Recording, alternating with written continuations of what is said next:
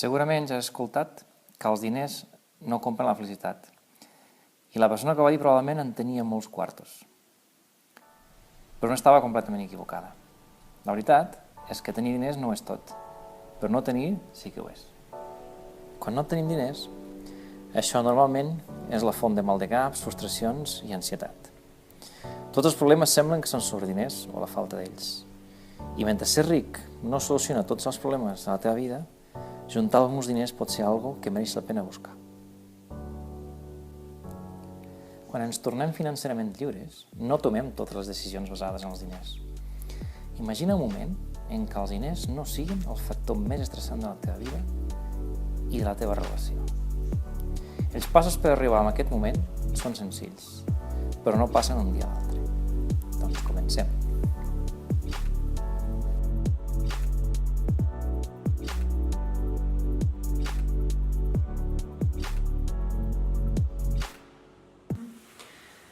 Primer pas, fons d'emergència de 1.000 euros. 1.000 euros pot no semblar massa, però si passem de 0 a 1.000 euros ja és una quantitat substancial. I a més, en principi, servirà per cobrir qualsevol tipus d'emergència que podem tenir.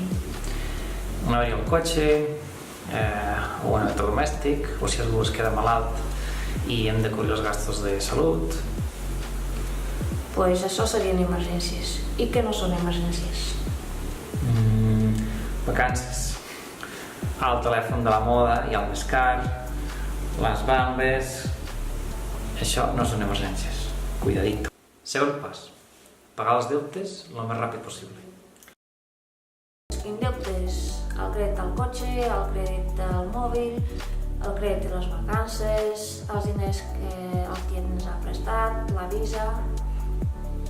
I per què? Doncs perquè quan més ràpid liquidem els deutes que tenim, més ràpid ens sentirem lliures una altra vegada i més ràpid podem començar a estalviar per el que volem fer i per el que volem comprar, per les coses que ens agraden.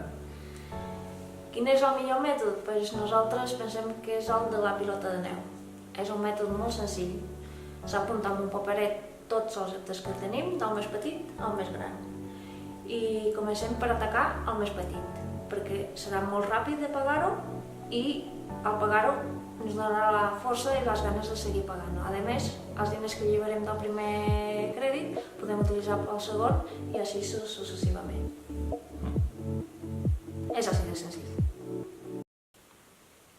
Tercer pas, complementar el fons d'emergència.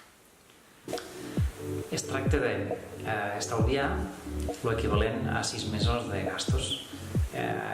Fem una llista amb tots els gastos fixos que tenim mensualment, els gastos obligatoris, la hipoteca, la benzina, l'electricitat, la guarderia, sumar-ho tot i multiplicar-ho per 6. Per si mai et quedes sense feina o agafes una baixa per malaltia o el que sigui. Aquest valor serien 6 mesos o 12 mesos o 8 mesos, això depèn una mica de cada persona i com la persona se sent còmoda. Això sí, aquests diners s'han de ficar en un compte separat del compte corrent o a casa sota el coixí, però el compte correu mai perquè el gastareu. I tampoc s'ha de ficar un fons d'inversió. Això no és inversió, és un fons d'emergència. Últim pas, invertir com a mínim un 10% de tot el que guanyeu. Ara que ja tenim tots els deutes pagats i ja tenim el fons d'emergència complet, doncs podem començar a invertir en plans de pensions, en fons d'inversions... Nosaltres no som consellers financers, llavors el que us recomanem és que aneu al banc, demaneu informació o parleu amb algú que coneixeu i que estigui dins d'aquest sector. A més, per aquells que tenen nens, com és el nostre cas, també creiem que és un bon moment per començar a invertir en el futur dels nens, creant algun plan universitari o algun altre plan perquè els nens també puguen tenir alguns diners. Per mantenir-nos en aquest camí, tots els anys llegim 1 o 2 llibres d'educació financera. Com per exemple, La transformació total de su dinero, de Dave Ramsey. Us deixem l'enllaç d'aquest llibre i alguna més al descriptiu del vídeo. Si us ha agradat, a subscriure-se i doneu a me gusta. I benediccions i ens veiem el proper divendres.